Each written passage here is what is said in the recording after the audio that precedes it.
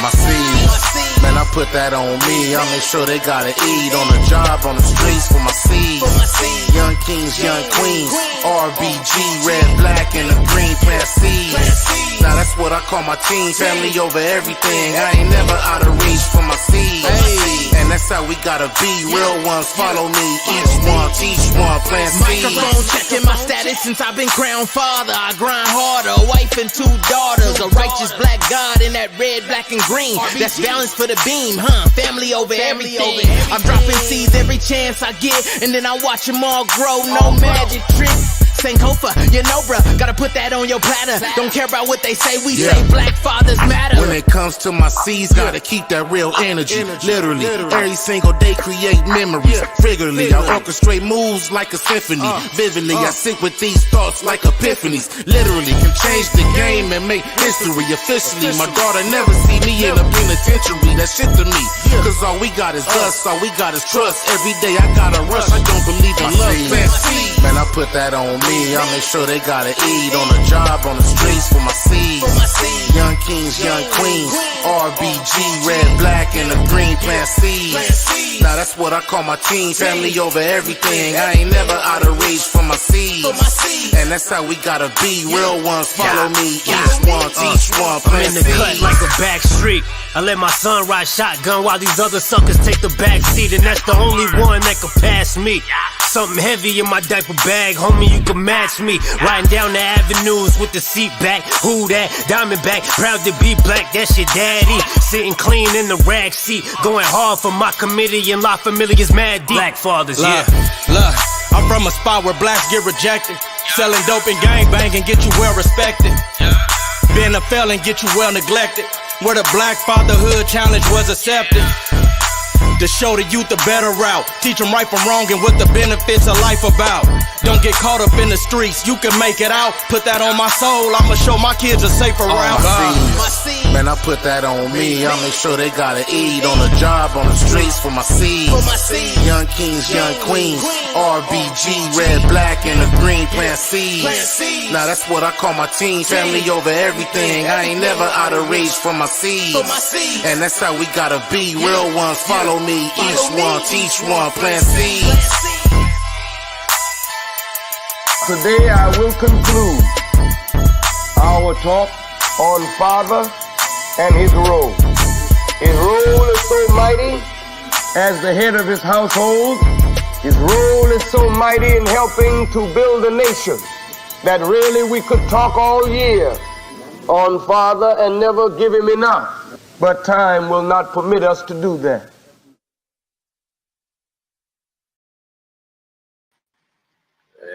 Yeah. Bang. Bang. Yes. Bang.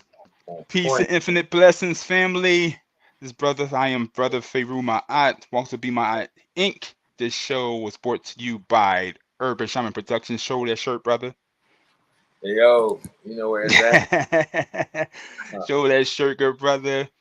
African Independence Day Organizing Committee and BMa'at, of course. Platform that was created to as an opportunity to connect you with the experts, legends in the field, to share strategies and life lessons to empower, strengthen, and maintain the African family nucleus from a Pan-African perspective. Today's date is August 1st, 2022. Verbal libations, of course, we always got to give salute and honor to our ancestors and the hundreds of millions, known and unknown, for those who struggle, sacrifice, and work for our benefit, on our behalf. We are the sum of your love, efforts, and support. We thank you. And on this platform, we choose to highlight a few that helped us on our personal journey on this knowledge itself. And this episode is dedicated to the spirit of Bill Russell.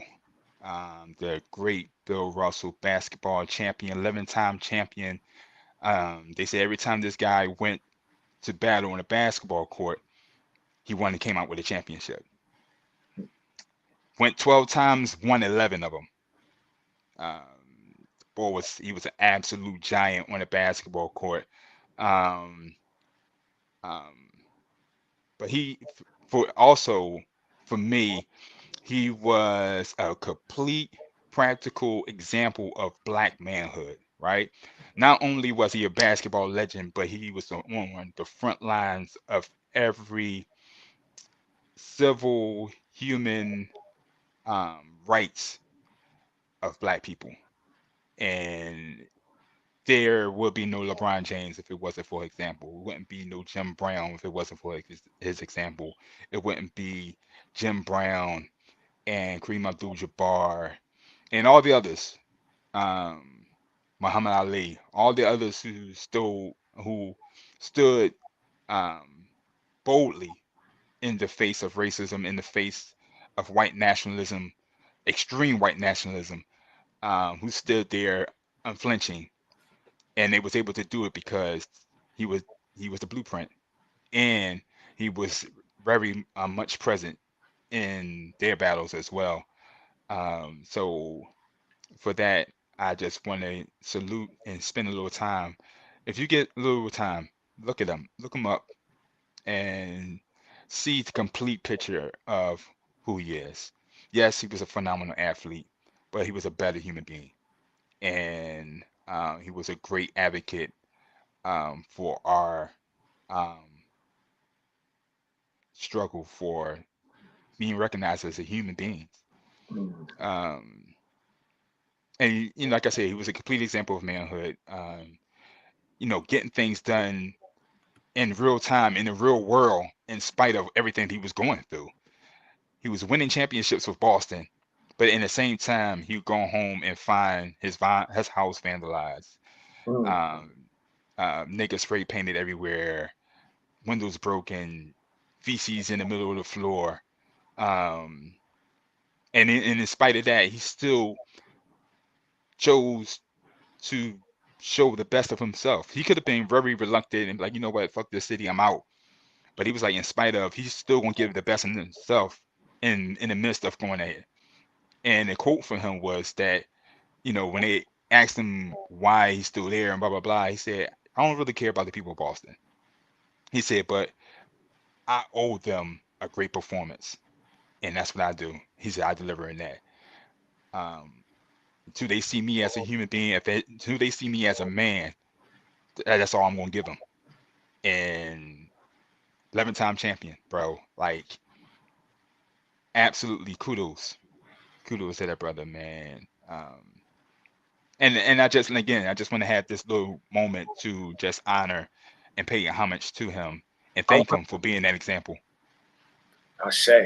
I also want to evoke a name of Mwanzo, the founder of the Vita Santa African martial art school. He made transition. I got a call, and he made transition. I mean, those who don't know about the Vita Santa African martial art institution, this brother was amazing. I think you were present just a few Kwanzas ago, and these brothers had to be 60 plus, all martial art experts, black belt, and these brothers did a demonstration, and you can just feel the power, you know what I'm saying, of their energy at the age that they were in, true warriors. And so, to speak about black manhood, he was another example of building an institution for our people. I know several women who came through his schools, several women who came through his schools and definitely, have demonstrated and maintained the teachings true and through. That's funny because that's how I got introduced to him. I got introduced to him through Perfect Place Realty. The daughters was actually attending this class, and they brought him through. And I ain't going to sit there and say I spar. I did not spar. You know what I mean? But we exchanged energy. He exchanged strategies and techniques with me, and wow, yeah. So I thank you for bringing that up, because I would have been upset with myself if you didn't do that, and then I would have got off this platform and not acknowledged that. So I appreciate that, good brother. Yeah, absolutely. So Yeah, man. I meant the first of all the fact that he built an African martial arts school, Mm-hmm. competed with the best around the world, Mm-hmm. competed with the best. I mean, trophies out the wazoo. You know what I'm Mm-hmm. saying? Like, so definitely a legendary um, innovator. But I mean, of course, they teach the lesson that martial arts come from Africa. Mm-hmm. Martial arts come from Africa. So, um, the originator, should I say, the originator of, um, some which we deem as, martial arts. So, yeah. Facts. Well, man, how are you? We just jumped right into the program and not, how are you feeling, brother? Hey, man, I can't complain, man. I had an incredible weekend. Um, I'm feeling good. Vibration is high. I'm just ready to get down this week. You Yes. know, we got a lot of work ahead of us, and the anticipation. I'm literally getting text message.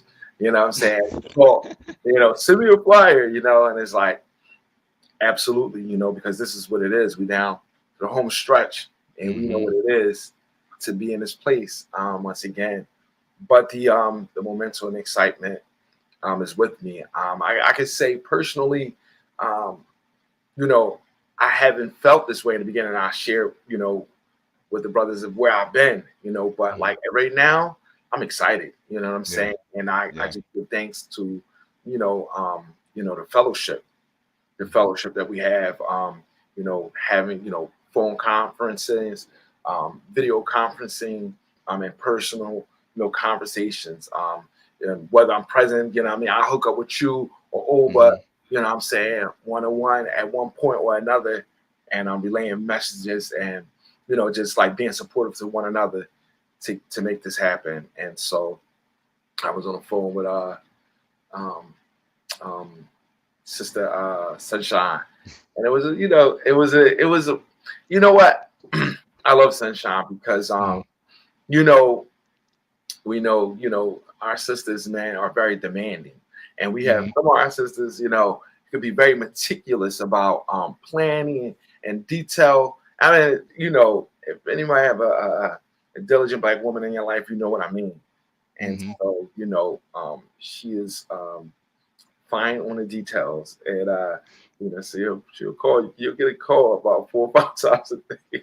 Mm-hmm. But we just had a really great conversation just a moment ago, which I just was able to express some things, man. And it's funny, and as I'm on the phone in our gentrified community, you know, I Mm-hmm. know that the words was felt, and it's like smiles and like nods, like they with me, and I'm just like, yeah, okay, Yeah. but yeah, man, I'm feeling good, man. It's been a really good week. It's been a productive week with Khamou. He's back around, and he's at that stage. It's like, let's Mm-hmm. go. Nice. And I'm just glad that he's back here, so I can just push him along. Just push him along where he needs to be. Yep. Yeah, that due diligence is necessary Yeah. How with our how sisters. you? With our sisters. Our sisters, that due diligence is very necessary. It is, man. You know what I mean? Yeah. That's a completion. You know what I mean? Mm-hmm. It's nothing like a woman's touch, and it's nothing like a Mm-hmm. man's touch. So, we are the completion of one another. And so, as yeah, I can see that we give strength to her, as Mm-hmm. she brings and gives strength to us. So, Mm-hmm. it's important. Yeah, man, I'm great. Yeah, and I appreciate the fact that you talked about brotherhood and you brought up brotherhood. Uh, we're going to spend part of the show talking about the importance of brotherhood and why it's so important. I had this conversation, this interview I did last night with the sisters from the Shrine of Ma'at, and they asked the question, um, why is the brotherhood broken per se? Mm, mm, Um, I was wondering why they would ask me, um, because I'm not a professional, I'm not a scholar in um, that realm. Um, but I am definitely a benefactor of great brother circles, well, Yes. great brotherhood, and so yeah, so it started out, and I just really wanted to start with context, and I wanted to set the context, and so I was like, for one, um, for brothers living under aggressive white domination has crushed many of us, and that has not changed. I know y'all think that we are in this post-racial period. I know y'all believe that, you know, that we had Obama in office and everything should be okay, and it's not. It's not. We still dealing with some things. We still dealing with some internal issues as well as some outside issues. Um, Talk about it. and I said that we are under a global system of extreme, aggressive white nationalism. You have to understand dynamics. Now, once you talk about those things, then we can start saying why the brotherhood is broken. You ain't not gonna sit here and talk to me as if the brotherhood is broken because we just fucked up. And that's part of it. That's a very small part of it. But why are we fucked up? Why are we fractured the way we are? So let's start there. Yes. Because that's the beginning of it all, if you ask me. So start the conversation there. What would you think? Um, what would be your response or your addition to or your pros or cons against those two statements? And I think that we've had this discussion. It's a follow up. Um, and following Father's Day, we had this discussion, Mm-hmm. and it's a lengthy discussion, but we have to put in context of who we are and where we are first and Mm-hmm. foremost. All right, the black man, the African man, was supplanted here in America, by, European enslavers, Mm-hmm. their desires to create a workforce that would, fuel the development of their nation, you know, um, first and foremost. It was an act of warfare, okay? This warfare, this war that has been waged on the African man has not ceased. It has not stopped. Okay. So, like if we're fast forward 2022, I meant like the war, that has been placed on the African man in America has not ceased. All right. So it's just like, come on. Let's put that in context. All Mm-hmm. right. And now, you know, you, I mean, like, let's just start there. I mean, like, because sometimes a lot of times we have a conversation and, you know, we want to, begin to start explaining. And for me and you, it's like, we clear about what we're dealing with. You know what I'm saying? We're clear on our position. We are clear what we're supposed to be. You know what I'm saying? And so we begin to start talking about, we start going deep within some of the emotional, psychological impact. You know Mm-hmm. what I'm saying? And I think that's where we went with that conversation. And sometimes that conversation is not for everybody. Some people can't even conceptualize that conversation because you're not a black man. Mm-hmm. You're not you're not a man. And Mm-hmm. I'm sorry. You know what I'm saying? So, you know, you can only, and it's fitting that they ask. Mm-hmm. it's fitting that they ask.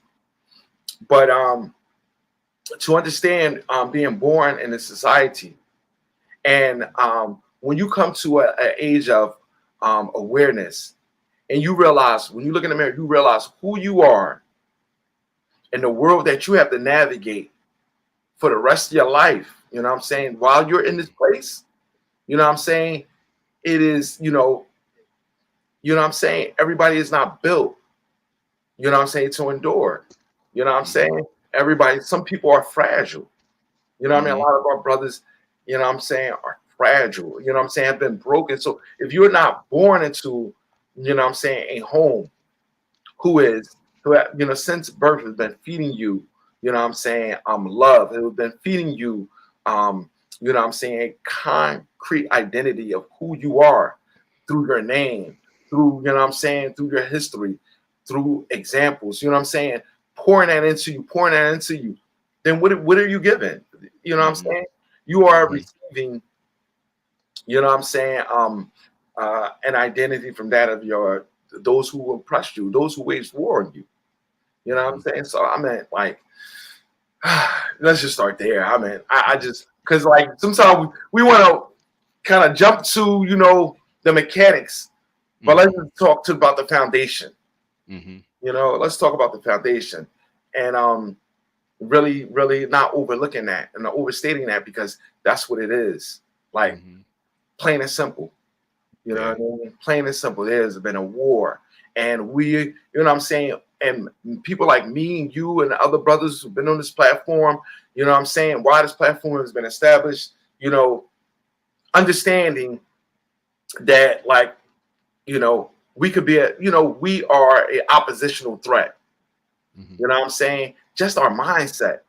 You know what I'm saying? That we know we are very clear and aware and who we are and when we are, what we come from and what we're dealing with. Every sister that we confront, every brother that we confront, and every child that we interact with. So yeah, and I think when I started out like that, you came off like I came off just like that, and they was like, all right, and I was like, and then the second point was that we are in this patriarch system, right? We are in this patriarch system, and I explained to them that the patriarch system has done a profound damage to men as it has done to women. And it was like European patriarch construct, white dominant. Right. And so when I started with that, they was like mouth open. I said, and go into it further, is that the patriarch system that we were referring to is a social system which men dominates over everything, right? And I was like, it's a system of exploitation, it's a system of oppression. When the system was created, you know who created this system, right? I said, you know who created this system? I said, white men. So that means white women was objects, black men were objects, was property, black women was property. So this paradigm this social system that we're under is ruled and dominated by white men. So please don't put us, when you're talking about the patriarch system, don't make us equal to white men, because that is not the case. I said, do white men have an amendment? Everybody else has amendments. Why? Because they don't need it, because they created it. You know what I'm saying? We got privileges. We don't have rights. Through a stroke of a pen, those privileges could be taken away from us.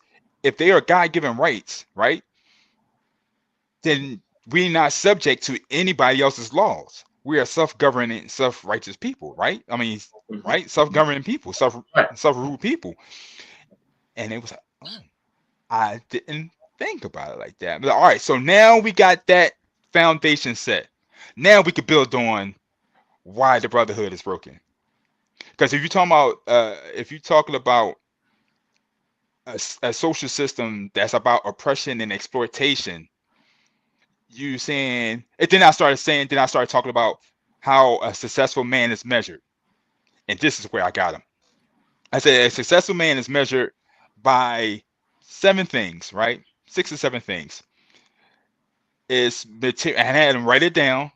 I had him write down the measurements, and then I said material, wealth, and assets. Job title: health, family, happiness, helping others, and spiritual. Now I said, according to y'all, the perfect man put a percentage on each topic equal to 100%. So, but they did really well. They did really well. They said, one sister said that the highest percentage was spiritual.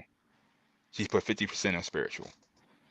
The other sister put that I think her highest percentage was material wealth, assets. But it wasn't like this huge number. It was like maybe I think 30%, 40% or something like that. And then everything else was equal or whatever. I mean, dispersed evenly or whatever the case may be. Right. And I say, now these are your, these are your percentages, your personal percentages. I say, according to the world, according to the society that we're in, I said materialism is 50%. That's already half. I said job title is 20%. I said happiness is 20%. So that only leaves you 10% with everything else. I said that is how men are measured in this society. So you got the average man, black man, that's making maybe, they say, between $20,000 to $10,000 a year.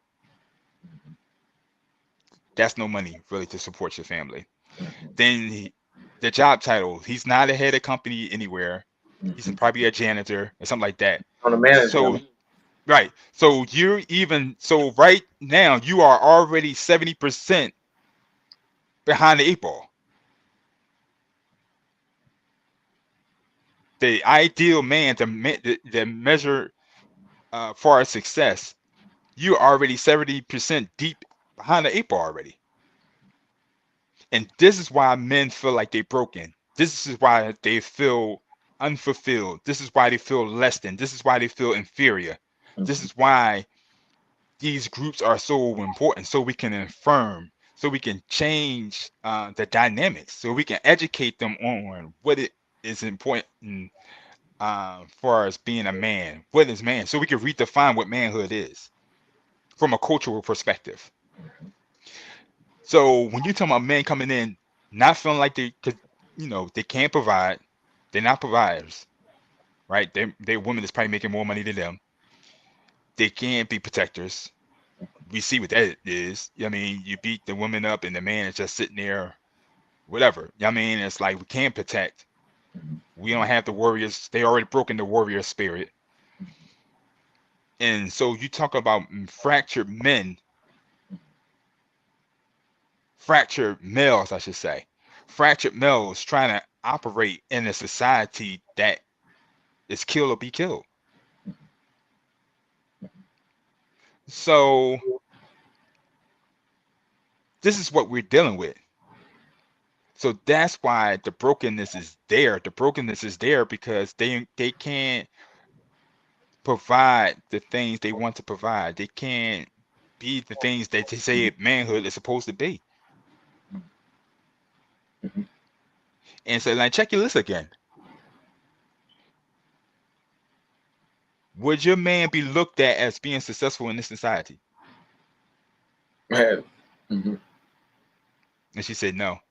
And I said, so if he comes home and he's feeling beat up and he's feeling like the world is against him and he's feeling he's hitting the glass ceiling and things like that, and he comes home to you and you talking about your $70,000 a year job, how successful you are in the workplace and everything else, and you wonder why he might be depressed.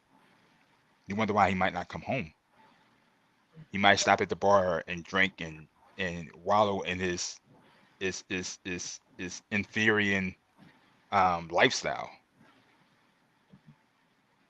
So understand that when you're dealing with broken men, they're not broken just because they're lazy, just because they haven't taken advantage of all the opportunities. Um, there's a deeper um, truth that they're dealing with. Yeah, and it's like what lens are you looking through though? Hmm. You know what I'm saying? And like you said it, and what is the measuring rod? Um, Hmm.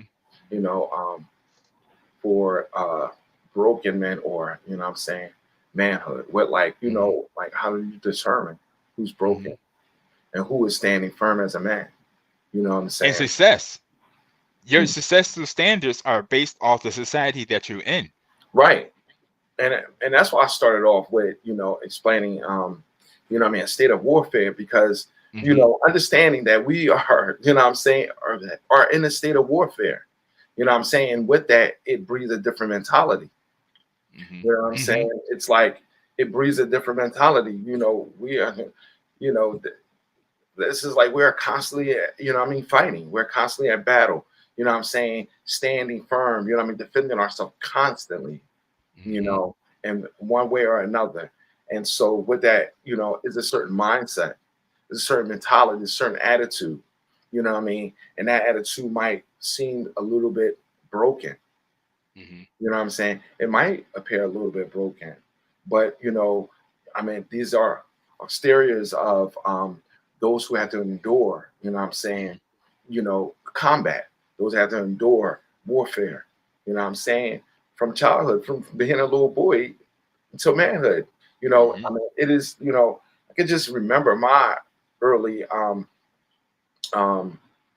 you know what I'm saying, understandings of who I was, you know what I'm saying? And I guess it was made, you know, staunch and clear for me because, you know, I was a only boy in a household for, you know, of women. So, you know, my mom's like, you're the man, you know, and I'm like, Hmm. okay. And this is at a very young age. So maybe that was, I mean, I definitely understood that though, you Hmm. know, really early. So I without a doubt, wouldn't hesitate that a lot of young boys understanding that. So you know, in spite of that, you know, moving forward. But as you grow certain defense tactics. You know, I'm survival. Hmm. You know, I'm saying modes of you know, I'm saying Coping mechanisms. yeah, mechanism of survival. Hmm. Okay, and so you know this you know breeds an attitude, a mentality, a disposition.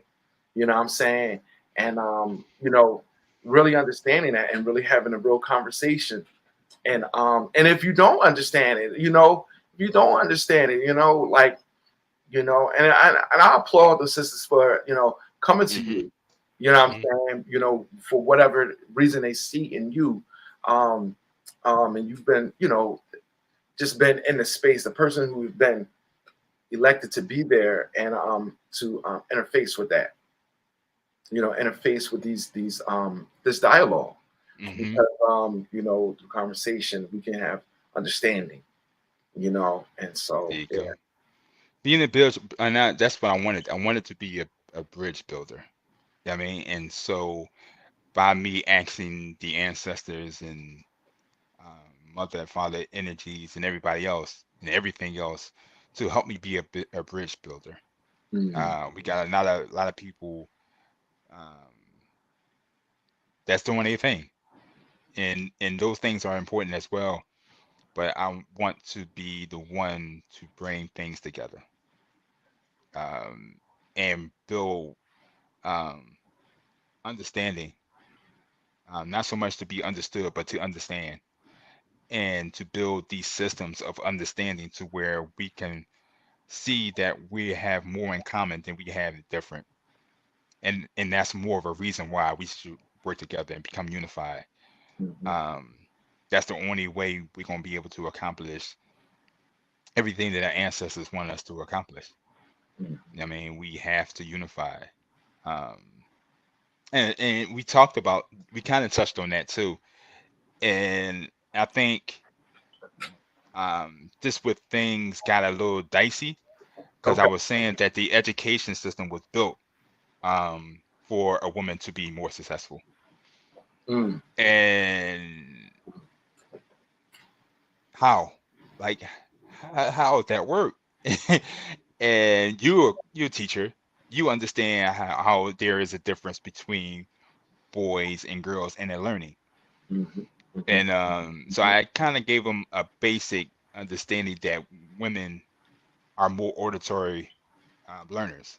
So they are able to sit and listen to a lecture for a long period of times because they're stimulated by words. They're stimulated by the thought process, where boys are more visual, we're more tactical. And that's why we're more successful in like science and math because it's hands-on. It's movement involved. And classrooms are not set up like that. A lot of times that's why boys are labeled as ADHD and all these other terms that they have, because the boys are like, you sitting there for hours and you like, can I get up and move around? Can I do something? Can I do something with my hands? Can I do something? Give me a puzzle. But we don't know how to articulate that. They boys. Little boys, they don't know how to articulate what it is that they need. They just know that this shit ain't working for me. And nobody's listening. So I'm gonna get up and I'm gonna move around. It's like, you ain't supposed to do that. You're supposed to be sitting here for 2 hours and listen to me talk. Where's the visuals? Where's the graphs? Where's the things that's going to stimulate me and engage me? And the current, well, I ain't gonna say the current, but the classroom settings are not conducive to that. And that's why our boys are lagging behind in education. That's not because they don't have the ability to do so. It's just the environment is not set for them. It's not designed. It is not designed to breed a dominant, strong, fearless, individual. Because you gotta understand that, like, the education system is dominated by white women. Okay. So they are the ones who, encountering us. They are encountering our sons, and so we come here with the power of our ancestors. Okay. And they can see very clear that, you can look at, Rafiq, you can look at, Jamal, you can look at and see that, this young man is going to be a very powerful, just in his physique alone, his energy, So the first thing you want to do is you want to douse that. You want to, you want to take that flame away, and this is by design. This is by design, and any other, that sort of like behavior, when you identify a particular quality and nature of a child, what you want to do is cultivate that. You want to cultivate that particular, gift and brilliance, And so, no, it's not designed for our children to progress, naturally, And so, and you have to understand, the dynamic of cultural differences, despite us being captives in this, ungodly place, we still came with certain cultural norms and values. This stuff is just in us, we came over here. This stuff is passed down and passed down and passed down. And so such, cultural differences is like, once again, this stuff is like, it's you want to kind of teach it away. You want to teach it away. You want to discourage it. You want to make, these young men, young children, to feel like, what they're doing is not right. And still, and yet, this is essentially the thing that, that characterize them, who they really are. So, it's definitely a place that, kind of having a child questioning his identity, who he is, second guessing, and building a sort of like a inferiority, sense of himself, in such institutions, you know, and especially when you come in these institutions and you don't see other black men, Mm-hmm. you don't see other black men. That's encouraging and, representing something that is of power. You know what I'm saying? They want to see power. Everybody want to see power.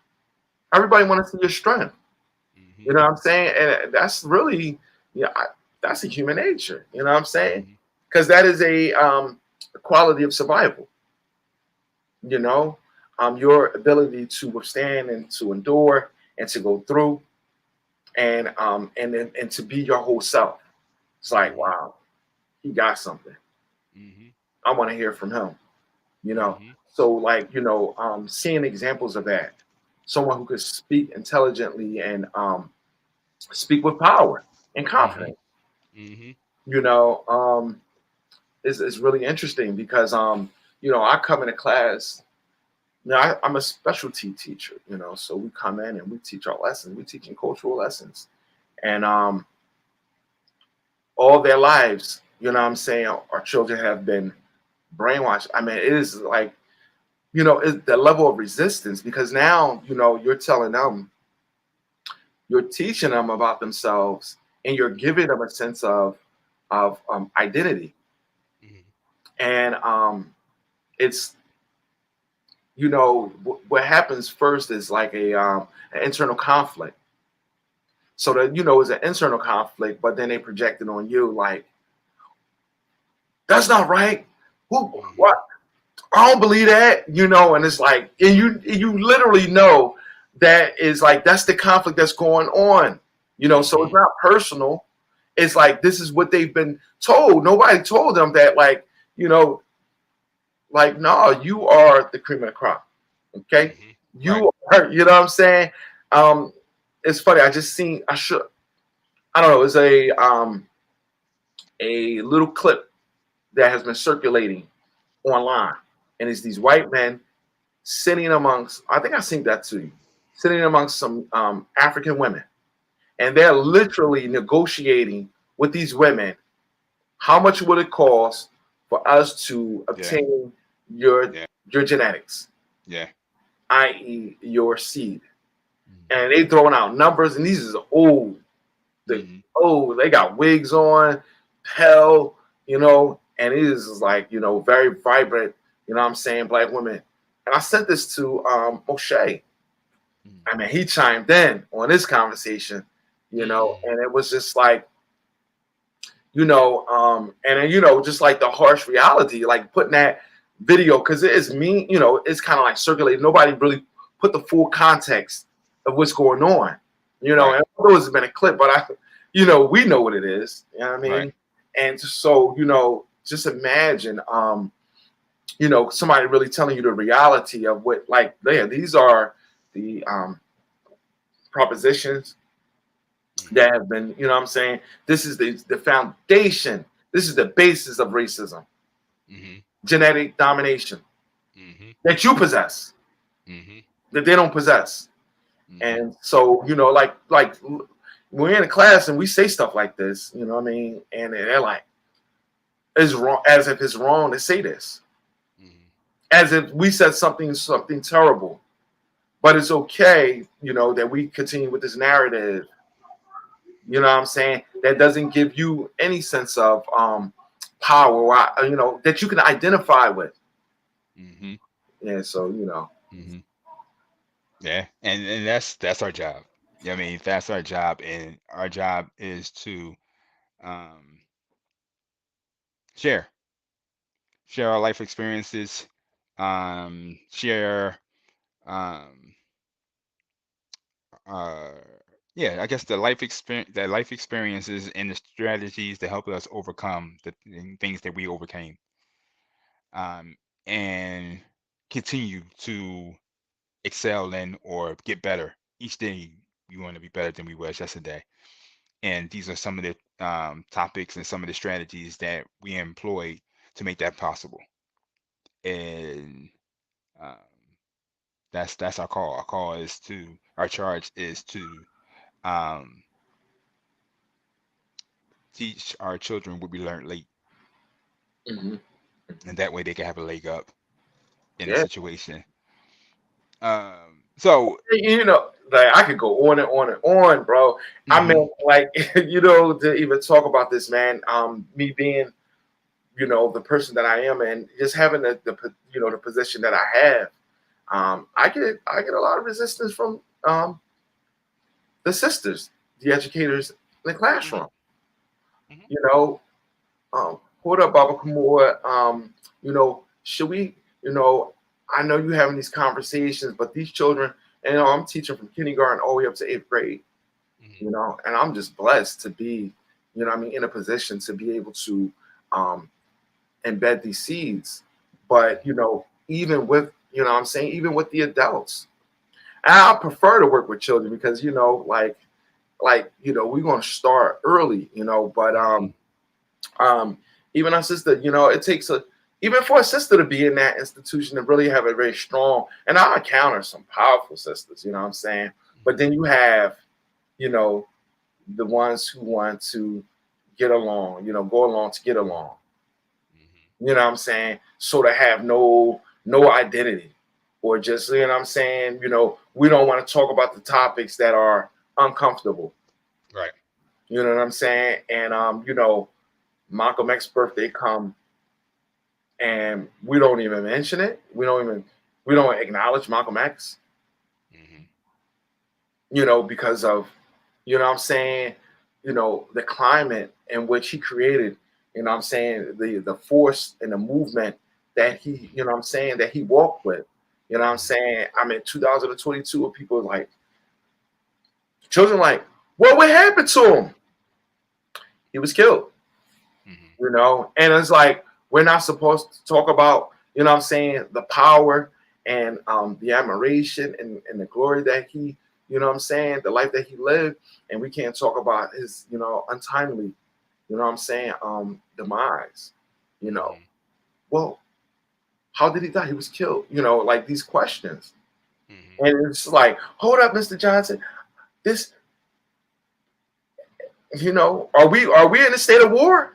And mhm, you know, it was amazing, man. To just talk about that. I don't know if I shared the story with you, mhm, you know, and it's not, you know, and so I'm like battling to get this information across to the children. And these are kindergartners, and they're asking the questions. And then the teacher is you know what I'm saying, you know, opposing or interjecting into my lesson, you know, and I'm mhm. just like, well, you know, the parents will tell the parents to call me.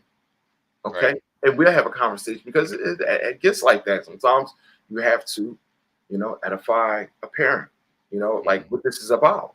And by the right. end of the conversation, they totally understand. You Mhm, know what I mean?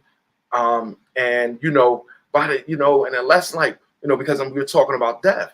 Well, isn't that the life process? mhm. You know what I'm saying? Things are born and things are passed. And you have to have these conversations with children. Yeah. Are we, don't you know the children? Well, my uncle killed somebody. My dad was killed. Mhm, My brother, my, you know, my uncle was in prison. You know, and it's like they are experiencing reality.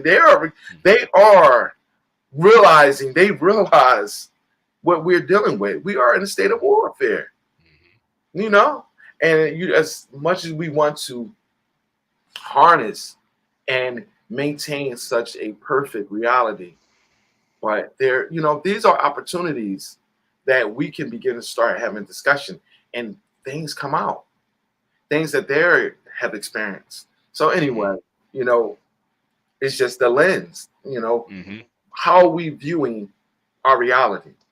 You mhm. know, are we still in Sesame Street? We realize that that's not real. Right. You know what I'm saying? You know what I'm saying? You know, Sesame, Mhm. we just realizing Yeah. Right. that, like, you know what I'm saying? Right. You know, y'all realize? Y'all, now we mad? Now we mad? Okay. I mean, you know, you know, I grew up like that. I grew up with, Yeah. you know what I'm saying? I grew up in this way, you know. Some things was beautiful, but some things you just couldn't get past. You know what I'm saying? You felt it. You've seen the hardship, you know. And so there is a time to make it clear, but the children will tell you when it's time. Oh, we're gonna have this. I guess we're gonna have this conversation then. They asked the question. How they want to know how. Yeah. And we only doing that stuff a disservice when we do stuff like that. A lot of times we have this especially me doing this like this whole doula for dads mentoring work that I'm doing now, and I'm like, yo, you got to give a baby a fighting chance. You got to give your baby a fighting chance. You have to read to the baby. You got to read to the womb. You have to have these not conversation, but the baby need to hear your voice. The baby need to feel your energy. Because believe it or not, the white nationalists domination is being taught as well. So are we going to wait till they're 7 and say, oh, now we're going to start teaching you about black pride and black love, when the white people have been programming your children since infancy, before they was born? So you giving the white races or whoever a 7-year start. You're giving them a 7-year start by saying, okay, this is the perfect time to start talking about our people at 7.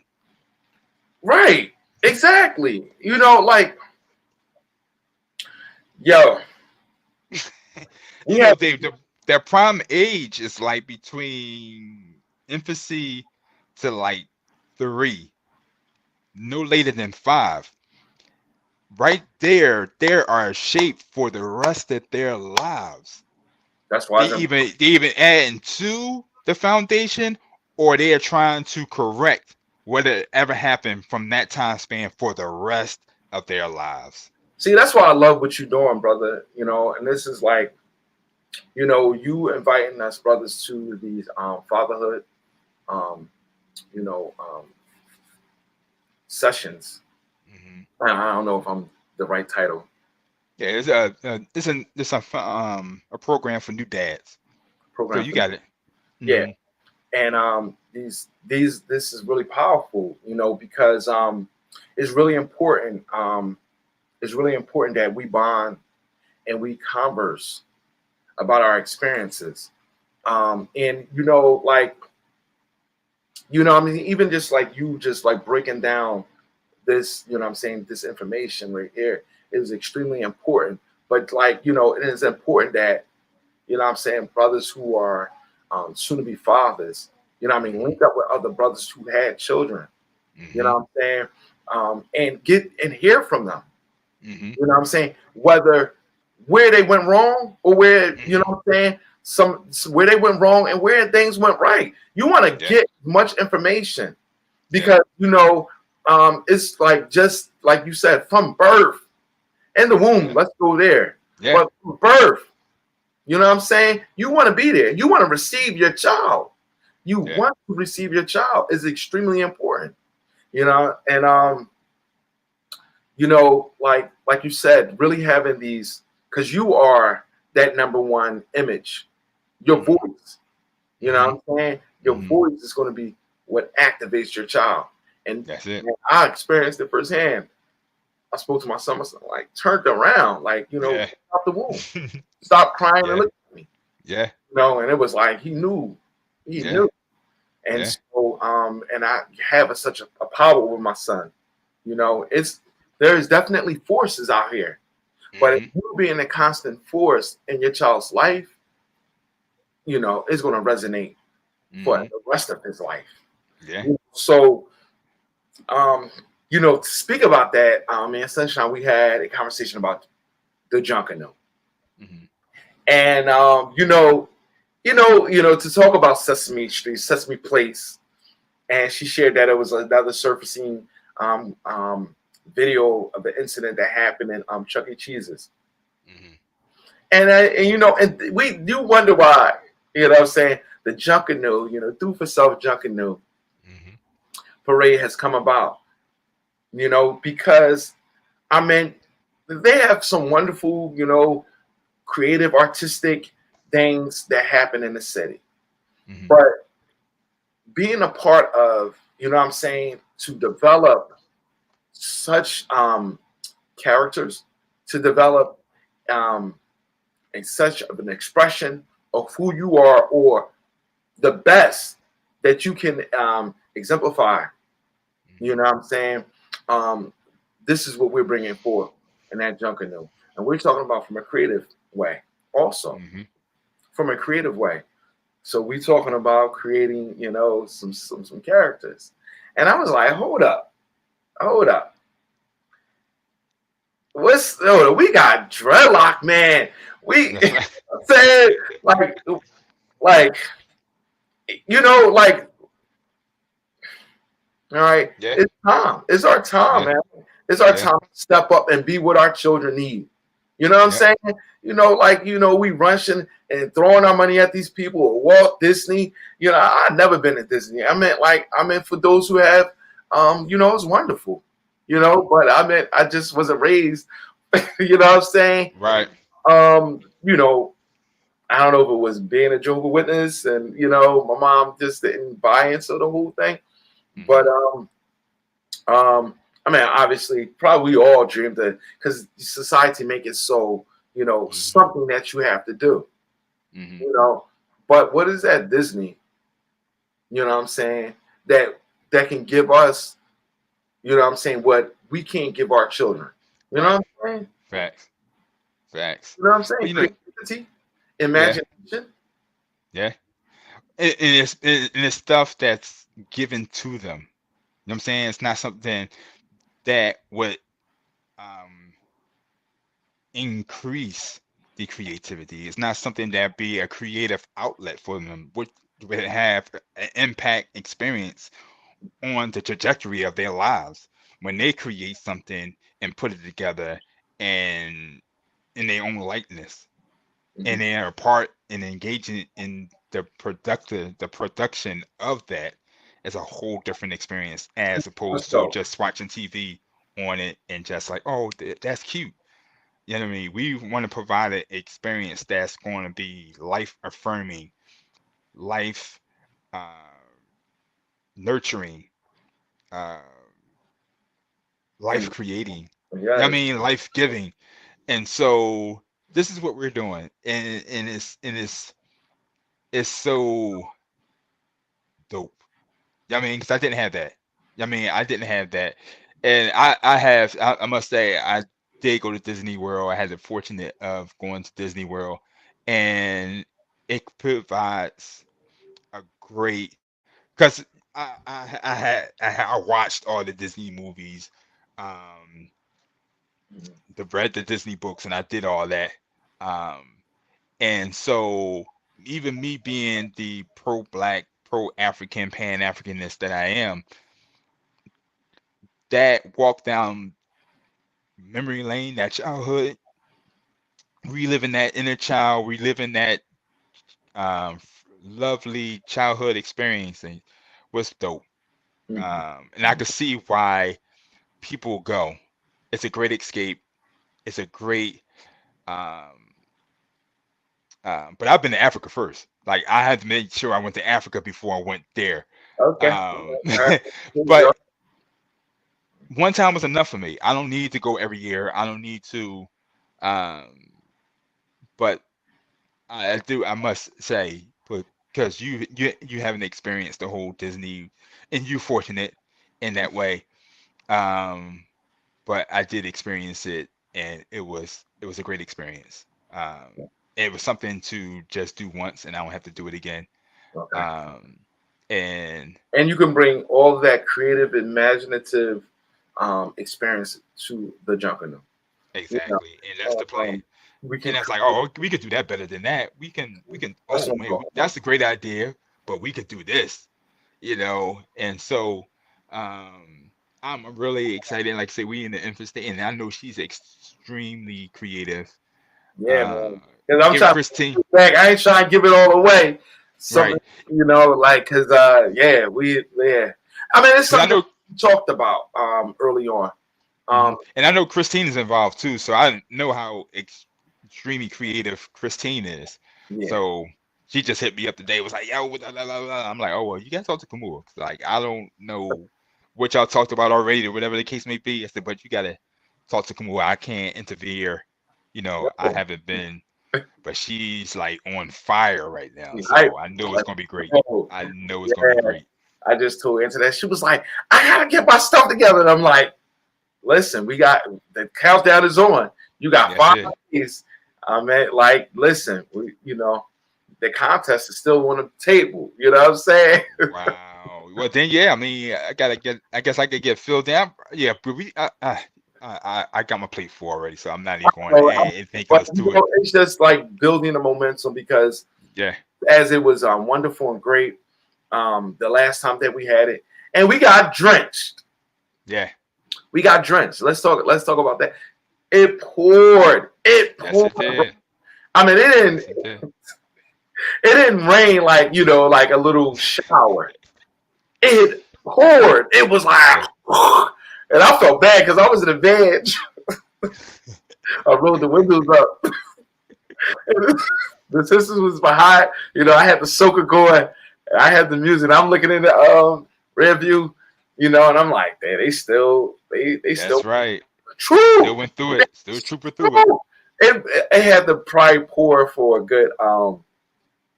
I think the procession is, you know, arch to Pine, so that's a good. What would you say? A half an hour, 20-minute walk? Easy. At least a half an hour walk. Yeah. Yeah. Okay, so you know, with that being the case, it rained for at least 15 minutes. Yeah. And it rained a good 10 minutes hard. Yeah. You know. And yeah. Nobody ran. Nobody complained. Nope. Nope. The pride of our people, man. Yeah. The pride. So I know the people that I was marching with, they was like, oh my God, we getting wet. I'm like, yo, just be in the mindset of the ancestors, bro. Yeah. You know what I mean? Like, we are walking through the rain with shoes on. We know there's going to be an end. We are only maybe 10 minutes away from, you know, from it all ending, and we can go get shelter. I mean, and we can go get new clothes they change into. You know what I'm saying? It's like, but our ancestors didn't have that. You know, our ancestors didn't have shoes. Our ancestors didn't have a time capsule to where they were like, okay, well, I know in half an hour we're gonna be done. They didn't have no time ending. It just kept walking and walking and walking and walking, and no eating and no refreshments and none of that stuff. So I know, get in that space for a moment. Yeah, man. Don't complain around me. Don't complain around me, because I'm not allowing that. That's right. Yeah, we in it. Because when I do that, when I'm in that space, man, I definitely tap into the ancestral realm, and I'm like, yo, listen, before I even get into that mindset of complaining or saying why we need to cancel, I'm like, nah, bro, you know, our ancestors went through a hell of a lot worse, and if we're doing this on their behalf, they will be extremely disappointed if we was to stop because of some damn rain, because of some liquid sunshine, because that's all it is. You know what I'm saying? They decide to pour some libation on us. We'll be like, oh my God, you know, we're gonna stop. Like, no, this is libation. Come on. That's tears of joy. Yeah. Raining upon us. Yes.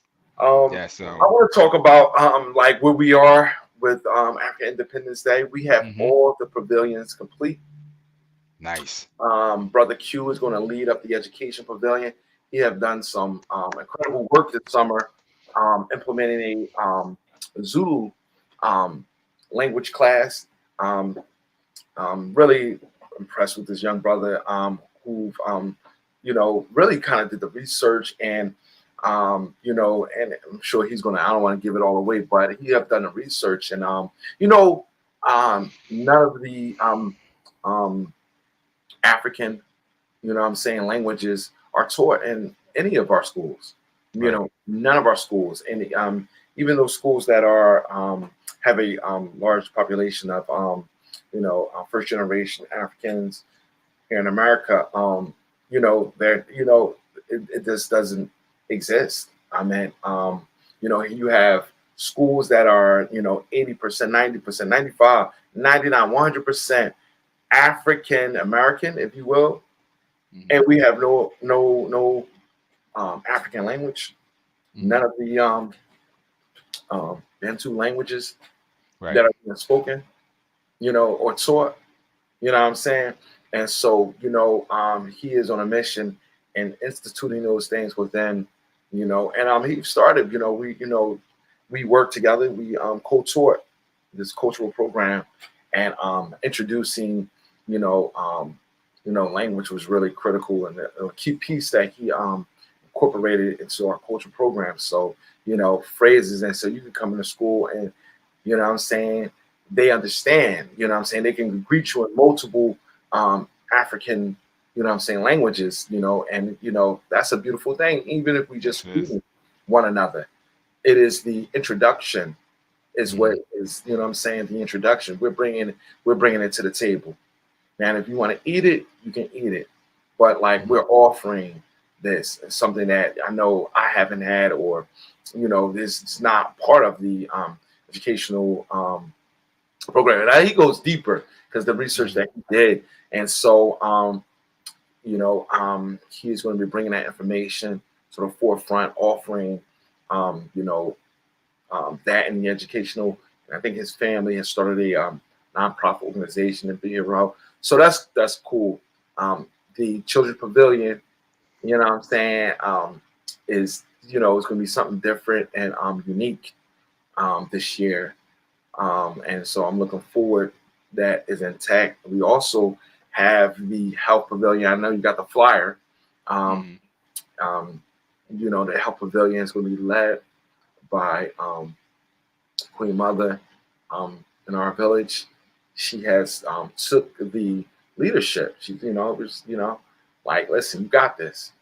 So we're going to have, all of the different components and wellness that will be presented, and you'll not just presentation, you'll have access, you'll have opportunity to sit down and participate. If you haven't never experienced Reiki, you'll be able to experience, get a Reiki treatment. I mean, I remember the first time, hearing about Reiki and it was explained, and then I was just like, it's so funny, man, because I'm a skeptic by nature, I have a very critical mind. And so, and I'm like, so you're going to pull energy out of me without touching me. Okay. And so, and it was just amazing because I was going through a very stressful, very stressful. And it, the exercise performed, and I was just like, literally like, wow, I felt, I felt the energy being pulled, and I'm like, away, I'm becoming lighter, and it's like, this is deep. It's deep. So people who are doing this energy work, this is some stuff like first introduction for some people, but we know that these things, these modes of healing has been these are ancient practices, something that our people and indigenous people all around the world have been participating. It's funny because me and Brother Q had linked up, and I had endured an injury a couple years ago, miss handling equipment. It's important that you kind of like lift properly. So endured the lower back injury, and it just comes and go every so. And I knew immediately. I'm like taking some pain medicine that just brought more problems. And I'm like, after the second, I'm like, I can't do that. I know what to do. Right. You need to do some yoga. Right. You know what I'm saying? And it was like, out in the park, right there, our little park, man. We doing yoga, man. It was so beautiful. My brother walked, he just was looking at us like, two black men out here doing yoga. Yeah, we out here. And we was like, yo, come in. You looking, come on. He was like, I don't know. I got two herniated this. indulgent this. We was like, this, you need to do this, bro. You need it. And he stretched out with us, and we started. And it was just like, I don't know where all these children came from, man. All of our children, they was just like, oh, I can do that. And so we just had a whole yoga fest. Everybody was doing, making up movements, and man, it was a great feeling for me, to experience that, and experience this with our children, and I invited them to, after I said, listen, it's going to be this, it's going to be drumming, it's going to be so much more. So please do come out, please do come out, and bring the children, because free event, a free event. You know what I'm saying? Because it was a bus full of our children, you know what I'm saying, and they bringing them to Love Park, and there's some sort of like, kind of wonders of the city, that, some things you could just, but, but they gravitated towards us, Black men who were doing yoga in the park. Like, out of all the things that they wanted to do, they wanted to, like, they were so curious to what we was doing. Like, they started doing tumbles and flips and stuff. You know what I mean? And I was like, back flips, and they dropping down into the bridge. And I'm like, oh, wow, y'all, woo. Yeah. So, yeah. So we flexible selves. Just want to bring that kind of energy. And that's what we do, wherever we are. But when we do it intentionally, and we do it as a collective community, like, I commend the women who was, overseeing the children. They knew that it was safe, and they was keeping a tight eye on us interacting with them. But whatever, they didn't have that fear, like, oh no, they're Black. You know what I mean? Yeah. It was something about these brothers, probably something that they doing something that is unusual that nobody. It was like, let me just monitor them. And it's energy. Yeah, and let the children enjoy themselves. It's energy. Yeah, it's energy. I mean, like, they felt your energy. There was no malice, no negative energy attached to it. So it's like, all right, we're gonna keep a close eye, but because usually children feel like danger, they ain't messing with you. Yeah, they more in tune with energy than any of us. I mean, so if the children running through and checking it out, and if they don't feel no immediate danger, no energy behind it, they're like, all right, let's just let the children just rock out then. I mean, so that's a pretty dope. Thank you. That's a pretty dope experience. That's a pretty dope story. Yeah, absolutely, man. Absolutely. Yes. Oh, yeah. All right. So yeah, they, children letting me know. You done soon? We doing the I had them do a report on Henrietta Locke's today. Her birthday is today. Okay. Yeah, so had them do a report on it, and they're just ready to, like, do a whole report and read the report and do their little demonstrations with us or whatever. And there's this lady who had cancer or cured cancer or something, right? And I'm like, relax, yes. You're on it. I mean, you're on it. And so so they super excited about that. So that's what we about to get into. Oh yes, man. So yeah, it's pretty dope, man. This is a dope show as always. I appreciate you, brother. Yeah, so thank you for the updates. Anything you want to say? Anything else you want to add to? Oh, so I mean, this is the week, come out, be a part of something that is about you, for you, and with you. Come out and enjoy this with us, so we can enjoy it with you. The urban shamans will be in effect. We're gonna have a incredible performance as we have been doing for 18 years here at the African Independence Day, and I look forward to being a part of this. Yeah. And if you want to get in contact with us, you can contact us at AfrikanIndependenceDay.org, which is spelled AFRAKAN Independence Day, African Independence Day @gmail.com, or you can contact us at 267-331-3115. All right, yeah, and I want to touch on we are coming to the close of the show, but I had one person not just one person, but it's one person in particular, asked, why do you spell Africa like that? Okay. And so you want to break down why we spell Africa that way?